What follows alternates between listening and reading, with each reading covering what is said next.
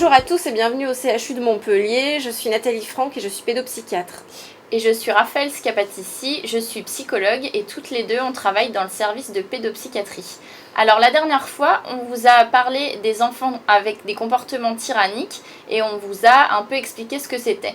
Aujourd'hui, nous allons vous expliquer finalement quels troubles ont ces enfants qui ont des comportements tyranniques. En fait, ce qu'il faut bien comprendre, c'est que ça n'arrive pas à tous les enfants.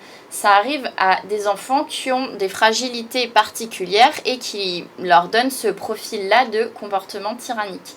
Alors, Nathalie, de quoi parle-t-on ? C'est vrai qu'un enfant tyrannique ou un enfant tyran, c'est pas une catégorie diagnostique en pédopsychiatrie.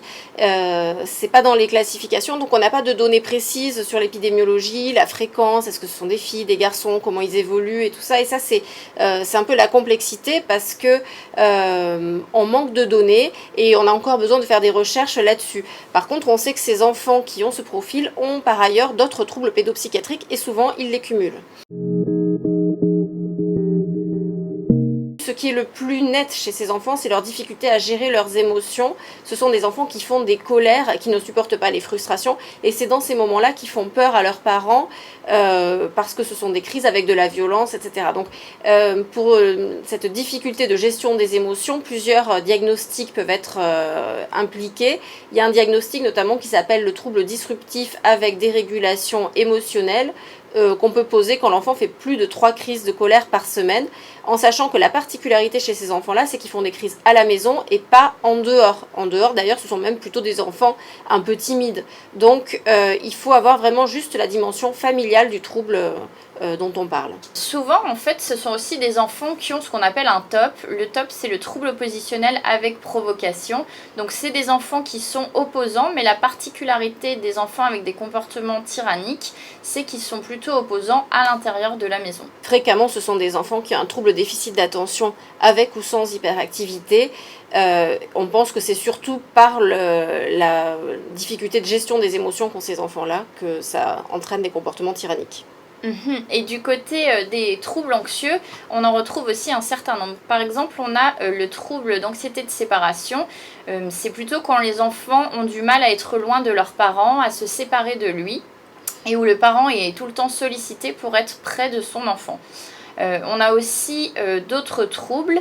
Par exemple, ce que tu disais tout à l'heure, c'est que ce sont des enfants qui sont plutôt inhibés à l'extérieur de la maison, donc qui peuvent être en difficulté aussi au niveau de leurs relations sociales. Donc on parle dans ces cas-là de phobie sociale. C'est ce qui est assez surprenant avec ces enfants, c'est cette différence finalement entre la maison où ils vont être très colériques, très explosifs, très expansifs, et l'extérieur où ils sont plutôt timides, et même dans les études, ils sont plutôt malmenés par les autres enfants. Et on retrouve aussi un autre trouble anxieux qui est assez gênant, c'est le TOC, le trouble obsessionnel compulsif. Ce sont des enfants qui font des rituels pour se rassurer et qui souvent incluent leur famille dans les rituels, et du coup les parents sont obligés de réaménager tout leur fonctionnement à la maison. Il y a aussi des cas qui sont décrits d'enfants tyranniques dans les troubles du spectre de l'autisme. C'est vrai que dans l'autisme, les enfants ont besoin de certains rituels, d'une certaine stabilité de l'environnement, et il y a des parents qui aménagent énormément pour que l'enfant ne soit pas trop déstabilisé, et ça peut même se transformer, évoluer vers des formes de tyrannie familiale. Et en général, on peut dire que ce sont des enfants intelligents, plus que la moyenne, finalement, avec une certaine proportion d'enfants à haut potentiel, d'enfants précoces, même si ce n'est pas une catégorie diagnostique là non plus. Alors du coup, en fait, il faut vraiment prendre le temps d'évaluer ces enfants-là, parce que finalement, le comportement tyrannique, c'est juste la partie émergée de l'iceberg. Donc ça permet l'évaluation de mieux comprendre ces enfants dans leur fonctionnement et de pouvoir adapter nos prises en charge aussi. Car les traitements existent. Merci et à bientôt.